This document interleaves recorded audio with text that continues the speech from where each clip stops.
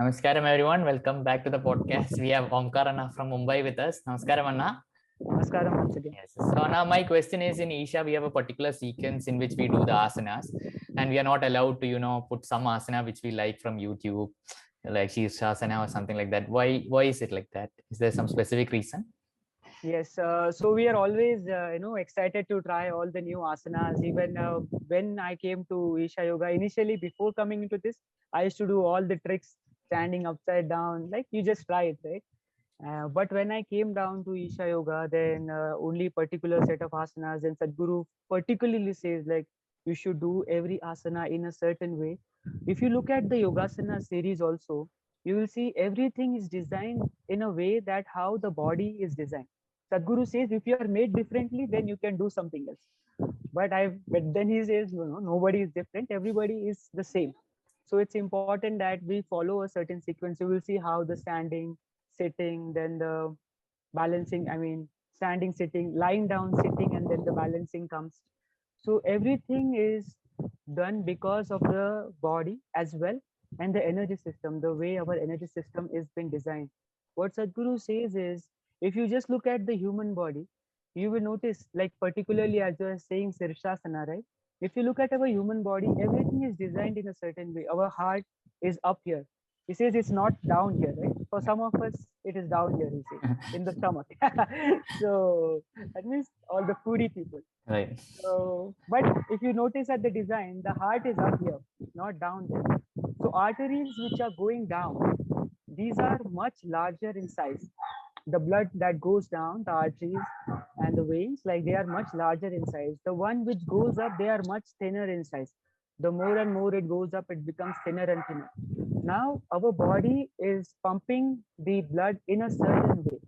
If we do Shirshasana, for example, before we prepare ourselves, then what happens suddenly when you turn upside down, the rush of blood can go up, and slow you will see that in our brain the veins are very minute and it can burst, and it is happening for many of us. It is happening. So with Hatha Yoga, if you just do that, or if you just turn yourself upside down, then don't you think that the blood is gushing to your brain? So what do you think? Like the brain hemorrhage can happen.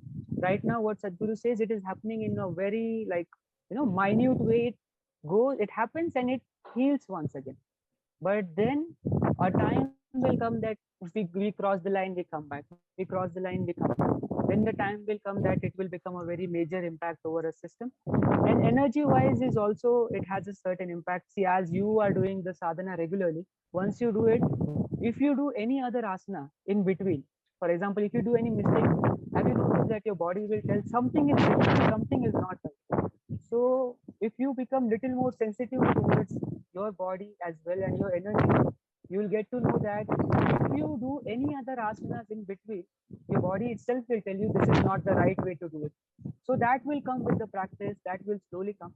But for now, just as a logical answer also, that how our body, if you just simply turn upside down, it is not very convenient, or it is not very safe for you. And slowly, why Hatha Yoga is also important, it is connected to the same reason.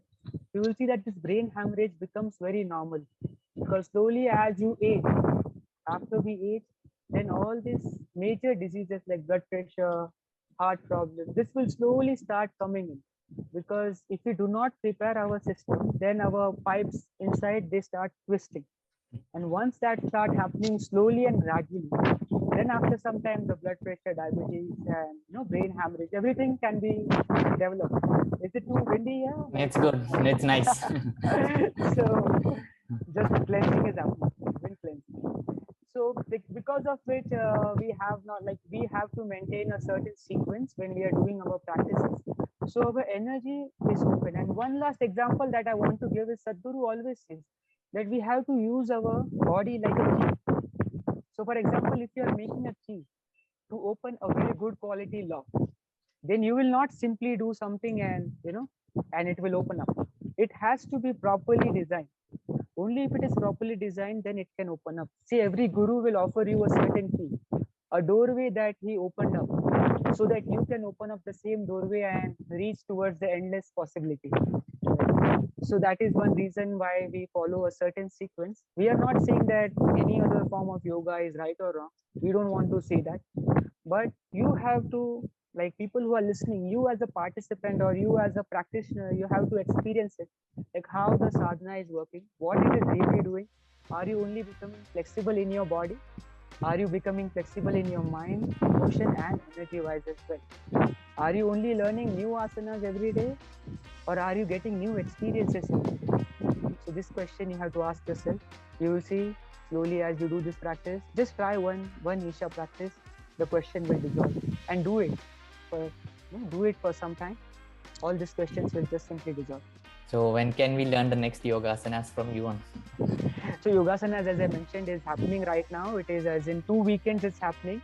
So it is 26, 27, and then the following weekend, that is 3rd and 4th. As I told you last time, how we are doing the weekend modules now. So it's a 3.5 hour session, morning batch, 6:30 to 10, Saturday, Sunday, and Saturday, Sunday. So if anybody if you want to enroll for it, I will highly recommend you yogasanas. All asanas are connected to each other.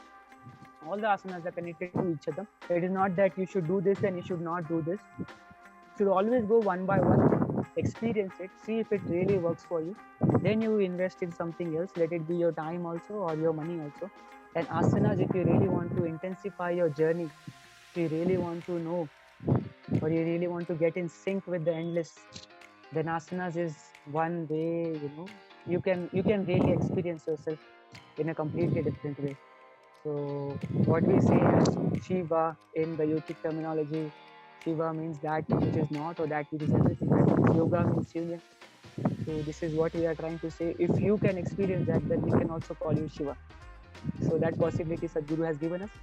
He has done a lot of hard work and he has given us a pathway. Now we just have to follow the GPS and do our sadhana. Okay, Anna, thank you. Thank you. Namaskar. Thank you. Namaskar.